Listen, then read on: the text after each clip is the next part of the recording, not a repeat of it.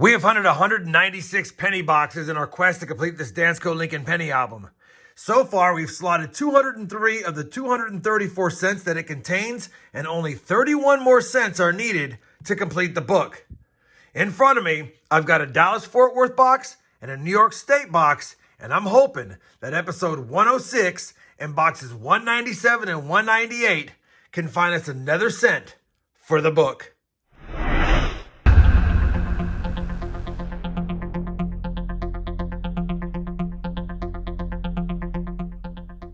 Hey everyone, it's RobFindsTreasure. Welcome back to my channel. Like I said in the intro, we have another 2-box penny hunt, and we're hoping to slot another cent for the book. Now, if you're new to the channel or new to the series, we're trying to complete this Dansco Lincoln Penny album from just coin roll hunting penny rolls or penny boxes. If you'd like to start the playlist from the very beginning at box 1, I have that playlist linked both down below in the video description as well as pinned up here for your convenience. Now, we will give you a look at the book at the end when I compare the finds to see if we have any upgrades or even any additions, which would be nice. But for now, we're going to slide it out of the way. Like I said, I have a New York State penny box, and I want to thank Dom's Coins for the penny box trade. Hopefully, we can get a slaughter in there. And in our previous hunt, the box with the 7641 stamp, we had a super box, and then we had a dud box. I'm hoping this is another one of the good boxes from my local area. Now, I have to pop the top of this box so we can take a look at the enders together. Let me do that, and then we'll come back and see if we have anything lucky flashing out on the top. All right, I popped the top of this box, and yeah, looks like they're definitely in disarray from shipment, and looks like we might even have a few broken rolls. Let me get this box organized, make sure I have 50 rolls. I'm pretty sure we do, and as soon as I have a find, I'll bring you guys back in for that first find. All right, well, we're on roll 6. I did all the broken rolls first. There was 4 of them, and we had some loose change in the box. But anyway, roll 6 I bring in because we not only have our first wheat cent, looks like we have our second. The first wheat cent of the hunt is going to be a 1944 Philadelphia in decent shape. And the second wheat cent of the hunt is going to be a 1948 Philadelphia. 2 on the board, lots of rolls to go. We're on roll number 16, and I found a variety known as the 1998 Wide AM. Now, you can find the 98, 99, or 2000 Wide AM, all from the Philadelphia Mint, in your hunts. Although the 99 is very rare, I've never found one. I have found several 98s and a few 2000s. I've got a 1998 under the scope. It's not in the best shape, but just wanted to confirm it was a 1998. And when I flip it around, the Wide AM is a gap between the A and the M in America. If it has that gap, it's most likely a Wide AM. They're supposed to be touching, but you always want to double check with the designer's initials, FG. If the FG is close to the building versus far, like it is in this case, a close FG and a Wide AM is definitely a 1998 Wide AM. In mid-state conditions, they're 25 to 50 bucks. In this condition, it's probably more like 5 or 10 bucks, but still a cool find nonetheless, and I do like finding them. Still want to find that 99, which I'd never found, or even a few more 2000s, because those have been tough for me lately as well. Let me get back to the hunt. 2 wheat cents and a variety on the board. Well, we're already on roll number 24, and it's kind of been an odd box because we had that 2 wheat cent roll earlier for a total of 2, and now in this roll, we're going to have 2 more. 1 right there, and 1 right there. So we're going to have 4 at the end of this roll, but only 2 rolls had a Wheatie. This one's going to be a last year 1958 Philadelphia. And the one hiding in the back is going to be, it's a 30s, but it's a 1939, and we don't need that one. Roll number 30 is going to give us the 5th wheat cent of the hunt, and it's an oldie. I already saw it. Didn't see a mint mark, though. 1927. I know we already have it. I don't know if this is nice enough to upgrade, but it's nice seeing an almost 100-year-old wheat cent in the hunt. That makes 2 pre-40s, and like I said, 5 now for the box. The very next roll, roll 31, and I think we might have an oldie here, and no matter what, it's wheat cent number 6. That looks old. What year is it? And it's going to be a 1917 Philadelphia. I'm fairly certain. Yes, it is. 1917. We got the teens, the 20s, the 30s, 40s, and 50s covered. Can we get a 1909?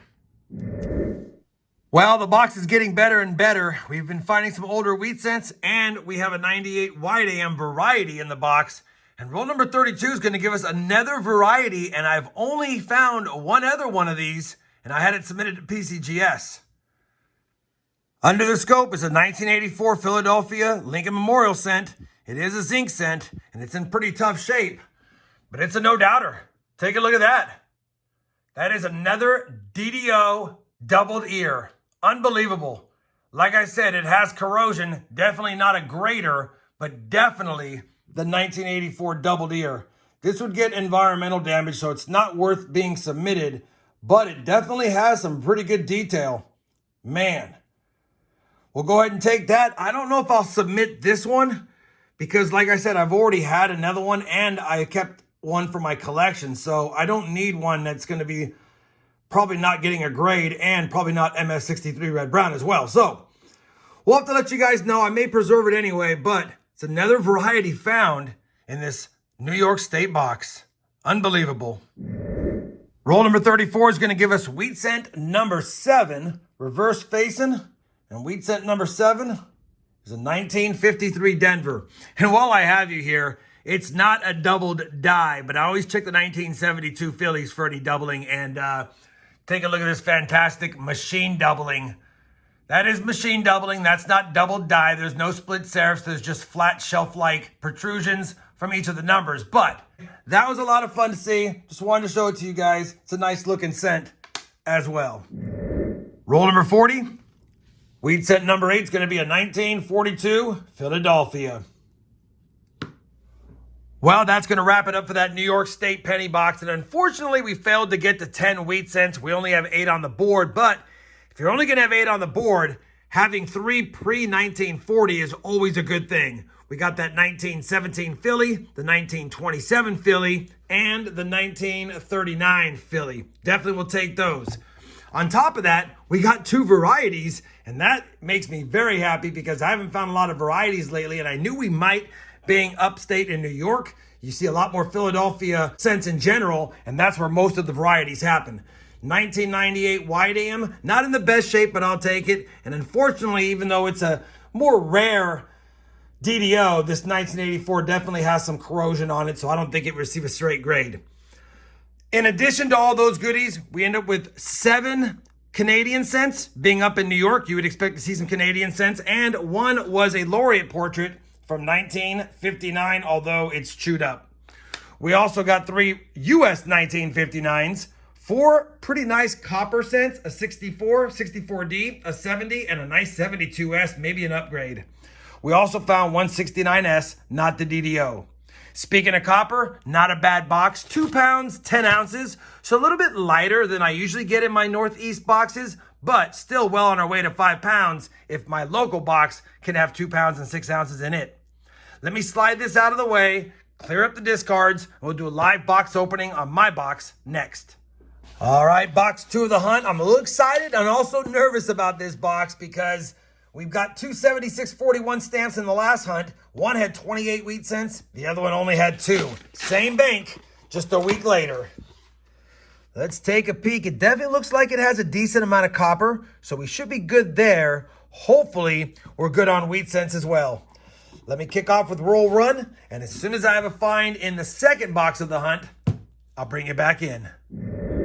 Roll number 1 of the second box, wheat cent number 9 for the hunt. 1958 Denver. Roll number 58 of the 100 roll hunt will get us to our 10th wheat cent, second of the box. Kind of a dark patinaed wheat cent, and it's a 1953 Denver. Roll number 68 of the hunt, only the 3rd wheat cent of the box, and it looks like it might be a 1910. No, 1916. And it is. And I think 1916 is one of the years we need. It's in terrible shape, but let me take a quick peek at the book and see if we need a 1916. I think we do. I took a look at the book, and it is one of the higher minted wheat cents we needed. We had not found a 1916 Philadelphia through the 197 boxes we've hunted so far, but box 198 will not only solve that problem, It's going to give us one for the book, and it's our fourth pre-40s wheat cent. Slow box so far with only 3 Wheaties, but one for the book. It's already a good box. Roll 73. Wheat cent number 12 is a last year 1958 Denver. Roll number 83. Wheat cent number 13. And that's a 1950 D, and that sounds familiar to me. Roll number 89.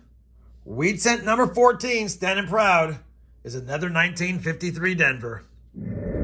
Last roll of the second box, roll number 100, will give us a parting gift and give us 15 wheat cents now for the 2-box hunt, 7th of this box. And that's going to be a 1951 Denver. Let me finish up the roll, and I'll come back with a wrap-up of the finds. Well, that's going to do for that 2-box hunt. Kind of light on the wheat cents. 8 in the New York box, 7 in my box, 15 overall. But like I said, when you get 15 in a 2-box hunt and 4 pre-1940, you can never get mad at that. And we have a book adder, a 1916 Philadelphia. On top of that, we had a couple of varieties I've already mentioned. A total of 9 Canadian cents, 5 1959s. You've seen all the nice red cents. And I think I added a decent 1963 Denver. It has a couple of scuffs, but it's pretty nice. We did not find another 69S in my box. But despite the lack of finds in my box, it was one of my heaviest copper boxes I've ever had. We definitely overflowed the copper cup. There's a total of 6 pounds, 4 ounces in here, which means we had 3 pounds, 10 ounces of copper in my DFW box. Crazy. Too bad it wasn't indicative of how many wheat cents we got, but I'll take what we got. We know we have an album edition. Let me comb through the finds, see if we have any upgrades as well, and I'll come back with a look at the books and some final thoughts on the hunt. We have compared all of the finds to the album, and the good news is, not only do we have an edition, albeit not that nice, it still fills a spot, the 1916 Philadelphia. We actually had 2 upgrades.